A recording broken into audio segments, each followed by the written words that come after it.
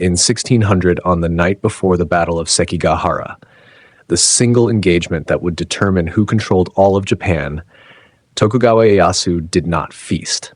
He did not call for elaborate trays of lacquered food or summon his finest cooks to prepare a warrior's last great meal. He ate plain rice porridge from a clay bowl, sitting on the ground in his field tent, while 200,000 men prepared to kill each other at dawn. That detail survives in historical record. Most people walk past it without stopping. We are stopping. The samurai that cinema built for you ate magnificently. Banquet tables groaning with food, elaborate ceremony, the full theater of feudal power. That samurai existed, but he was the exception. The top fraction of a warrior class that stretched from hereditary lords down to provincial foot soldiers who grew their own food and sharpened their own swords and ate whatever the season and the campaign allowed. Number 21 on this list was prescribed in warrior codes as a daily moral obligation, not just a meal, but a statement of character. Number 13 was technically considered peasant food, yet the greatest battlefield commanders in Japanese history ate it before their most consequential engagements. Number 5 involves a preservation technique so sophisticated that modern food scientists only recently understood the chemistry behind why it worked. Number 2 was eaten in complete silence by law. These are the 25 meals that actually fueled feudal Japan's warrior class, not the movie version. Not the museum version. The real food of real men who trained their bodies for decades, marched hundreds of miles on foot, and built one of the most disciplined military cultures the world has ever produced. Hit that subscribe button. Let us count down every single one. Number 25, Tanjiru, miso soup with pork and root vegetables. Begin here because this is where the samurai story actually starts. Not in a castle, not in a dojo, but in a field kitchen with an iron pot and whatever grew in the ground nearby. Early samurai of the Kamakura period, from 1185 to 1333, were not the refined aristocratic warriors of later centuries. They were provincial fighters. Farmer soldiers who cultivated land with the same hands they used to draw a bow. Tanjiru was their daily anchor. Pork and root vegetables, burdock and daikon and taro, simmered long in miso broth until the fat from the meat dissolved into the liquid and the vegetables softened completely. Excavations of warrior residences from the Kamakura era consistently produced the same physical evidence: large iron pots, root vegetable remnants, and pig bones cracked open for their marrow. The soup left no recipe card. It left only its traces in the ground, waiting 7 centuries to be found. Nutritionally, it delivered fat, protein, and complex carbohydrates in a single vessel. Everything a man needed who would spend the next 12 hours on horseback or on foot across difficult terrain. It was not elegant. It was not supposed to be. It was the meal of men who understood that the body was a tool and tools require maintenance. Number 24. Onigiri, rice balls wrapped in dried seaweed. The oldest battlefield food in Japanese history required no fire, no pot, no utensil, and no preparation time beyond the cook who shaped it the night before. Onigiri, compressed rice formed into a triangle or cylinder, wrapped in dried nori, appears in Japanese military records as early as the 11th century. By the Sengoku period, the era of near-constant civil war between 1467 and 1615, it had become the universal field ration of armies across the archipelago. The engineering behind onigiri is more sophisticated than it appears. Salt preserved the rice for a full day without refrigeration. The nori wrapping kept hands clean of rice starch during eating, which mattered when those hands needed to grip a weapon immediately afterward. A pickled plum pressed into the center added acidity that further inhibited bacterial growth. 3 to 4 rice balls per man per day was the standard campaign ration recorded in Sengoku military logistics documents. Generals ate the same thing as foot soldiers on the march. The samurai class built its military dominance on this humble, perfectly engineered piece of portable food, and the technology has not meaningfully changed in 1,000 years. Number 23. Umeboshi, pickled plum. No single item appears more consistently across samurai food records, military supply manifests, and warrior diary accounts than the pickled plum. Small, violently sour, preserved in salt and red shiso leaves until the flesh became almost unbearably intense, umeboshi were carried by virtually every fighting man in feudal Japan, regardless of rank. The physiological reasons are stacked. The citric acid in umeboshi helped muscles recover from the extraordinary physical demands of swordsmanship and sustained marching. The salt replaced electrolytes lost through sweat during combat and training. The antibacterial compounds in the plum helped prevent food spoilage when pressed against rice in a field ration. The sourness stimulated saliva production and appetite in men too exhausted or frightened to feel hungry. Samurai tradition described the combination of a white rice ball with a red umeboshi at its center as hinomaru, the rising sun in miniature. Men eating that meal before battle were eating a symbol of what they were fighting for. The nutrition was real. The meaning was also real. In the samurai tradition, these two things were never considered separate. Number 22. Ichiju Isai, one soup, one side. Here's the meal that warrior codes actually prescribe by name. Ichiju Isai, one soup, one side dish, rice, was the formal dietary philosophy of samurai frugality, written explicitly into the moral frameworks of multiple Edo period military scholars and Zen-influenced warrior philosophers. The argument was straightforward and serious. A man who required elaborate food to feel satisfied was a man who could not endure deprivation, and a man who could not endure deprivation would fail at the moment his lord most needed him. Tokugawa Ieyasu, who founded the last and longest shogunate, and by the end of his life controlled more wealth than almost any human being alive, ate Ichiju Isai throughout his life by deliberate personal choice. His biographers recorded this as the defining evidence of his character. His cooks, by all accounts, found it quietly maddening. The discipline was the point. What you chose not to eat was a declaration of who you were. More revealing, the warrior philosophers argued, than anything you might say about yourself with words. Number 21. Mugi meshi, barley and rice mixed grain. Pure, white, polished rice was expensive, politically significant, and largely unavailable to all but the highest-ranking samurai on a daily basis. The practical dietary reality for most warriors, from middle-ranking retainers down to the foot soldiers who formed the bulk of feudal armies, was mugi meshi. Rice extended with barley in proportions that varied according to rank, wealth, and supply availability. What nobody in the Sengoku period understood, but what modern nutritional science has since confirmed, is that the barley-dominant mugi meshi eaten by lower-ranking samurai was in several measurable ways more nutritionally effective than the white rice eaten by their superiors. Barley contains beta-glucan fiber that slows glucose release and sustains energy across hours of physical exertion. Polished white rice delivers a rapid glucose spike followed by a crash. The foot soldiers eating 70% barley had more stable energy on the march than the lords eating pure white rice, and the lords died younger from conditions that barley's fiber might have prevented. Status, in this particular case, was slowly killing the people who had it. First pattern break. Here's the thing that changes how you understand every meal on this list. The samurai relationship with food was not primarily practical and not primarily ceremonial. It was philosophical in ways that shaped everything from battlefield tactics to the architecture of Japanese cuisine for the next 400 years. Zen Buddhist monasteries trained many samurai in meditation and mental discipline. Those same monasteries established the foundational principles of Japanese vegetarian cuisine: seasonal, minimal, respectful of every ingredient, attentive to process rather than outcome. When samurai absorbed these ideas, they did so not as aesthetics, but as military doctrine.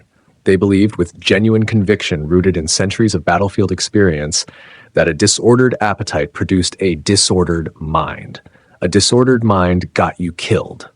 The food was the training.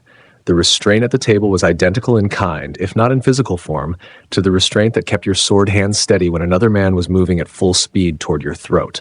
This is not metaphor. This is how the samurai actually thought about what they ate and why. Keep that in mind for every entry that follows. Number 20. Dashi, the invisible foundation. No samurai cook of any competence worked without dashi, the fundamental broth of kombu seaweed and dried bonito that underpins virtually all of Japanese cuisine to this day. In warrior households, dashi was not itself a dish. It was the liquid architecture inside every other dish, the flavor infrastructure, the invisible work that made simple ingredients taste like something worth eating. Kombu was harvested from cold northern waters and traded inland along routes connecting coastal communities to landlocked castle towns. Dried bonito, katsuobushi, was smoked, fermented, and dried into rock-hard blocks that survived months of storage and travel without deterioration. Combined in water, brought slowly to just below a boil, these two ingredients produced a broth of extraordinary savory depth from almost no effort. Samurai cooking manuals of the Muromachi period describe the correct preparation of dashi with the same precise technical language used to describe the care of a sword. The parallel was not incidental. In a culture that found spiritual meaning in the mastery of technique, getting the dashi exactly right was understood as a form of practice, the same focused attention applied to a different material. Number 19. Yakizakana, grilled river fish. Samurai castle towns were positioned near rivers for strategic reasons: water supply, natural defensive barriers, transportation routes.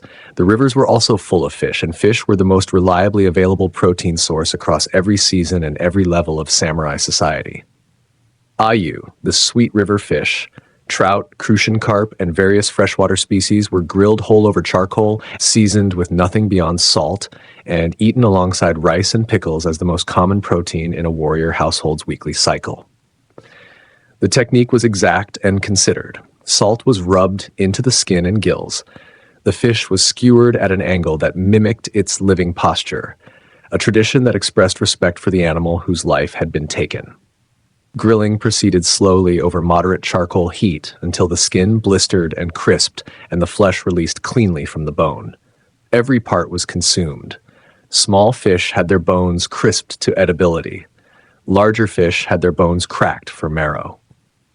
Fishing rights along castle rivers were formally regulated under feudal law, the most productive pools reserved for the lord's household, lesser stretches allocated to retainers in descending order of rank. The fish in your bowl announced your position in the hierarchy as precisely as the crest on your armor. Number 18. Natto, fermented soybeans. The military origin story of natto is so consistently repeated across Japanese historical sources that it has the quality of myth, which in Japan often means it is substantially true. An 11th century general named Minamoto no Yoshie, the account goes, was preparing boiled soybeans for his horses when his camp was attacked. The beans were hastily packed in straw and abandoned for several days. When recovered, they had fermented into something sticky, pungent, threaded with white filaments, and still completely edible. Whether the story is precise history or accumulated legend, what it correctly captures is natto's identity as military food. Armies carried dried soybeans precisely because fermentation could occur in a saddlebag using naturally occurring bacillus spores in rice straw. The resulting natto provided complete protein, vitamin K2, critical for bone density under physical stress, and nattokinase, an enzyme that modern research has associated with cardiovascular health. Eastern samurai clans of the Kanto region ate natto with a consistency that Western clans found both incomprehensible and faintly offensive. The dietary divide mapped almost exactly onto cultural and political divides that shaped Japanese history for centuries. What you fermented, and whether you ate it at all, was a form of regional identity as strong as dialect or clan allegiance. Number 17. Shojin Ryori, Zen temple vegetarian cuisine. Samurai who entered Buddhist temples for extended training or spiritual retreat ate what the monks ate. Shojin Ryori, the strict vegetarian cuisine of Zen monasticism, permitted no meat, no fish, and no alliums, no garlic, no onion, no leek. These were excluded not for nutritional reasons, but because they were believed to agitate desire and passion, undermining the mental stillness that meditation required, and that battle, paradoxically, also required. What remained was seasonal vegetables prepared with extraordinary technical attention, tofu in multiple preparations, sesame, mountain vegetables, konyaku, mushrooms, and miso, ingredients chosen and handled to find maximum expression in minimum complexity. The cuisine made an argument in food that samurai training made in physical practice, that restraint and focused attention produced more from less than abundance and distraction ever could.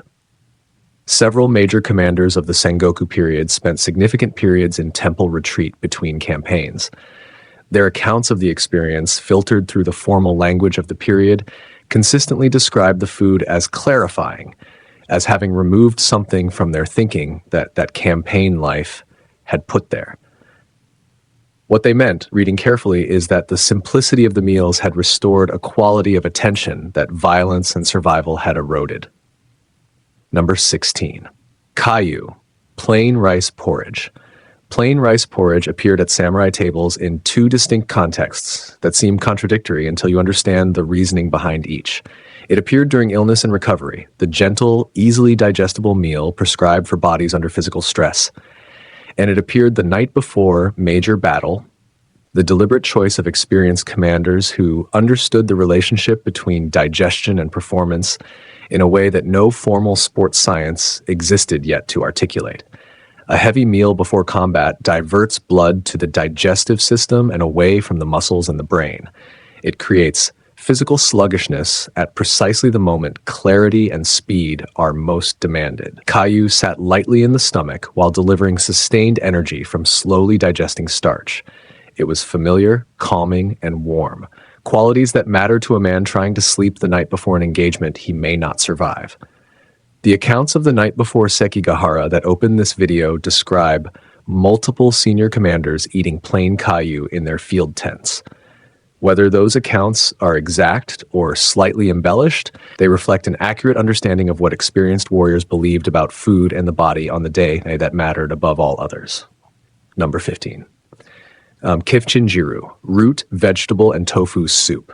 Kenshinjiru originated in Zen temple kitchens, specifically, according to the most consistent historical accounts, at Kenshoji Temple in Kamakura, founded in 1253.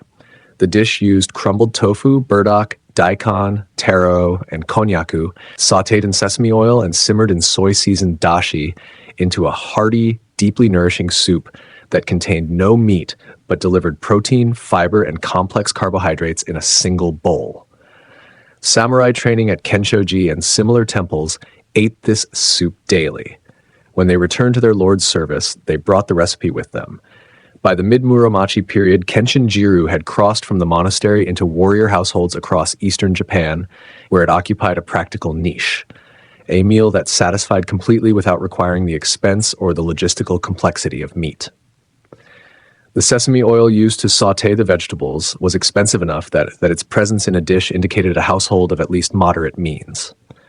A kenshinjiru made with good sesame oil, careful dashi, and properly crumbled tofu was a meal that announced competence and stability without announcing extravagance. In a warrior culture that viewed excess as a character flaw, this was exactly the right statement to make with dinner.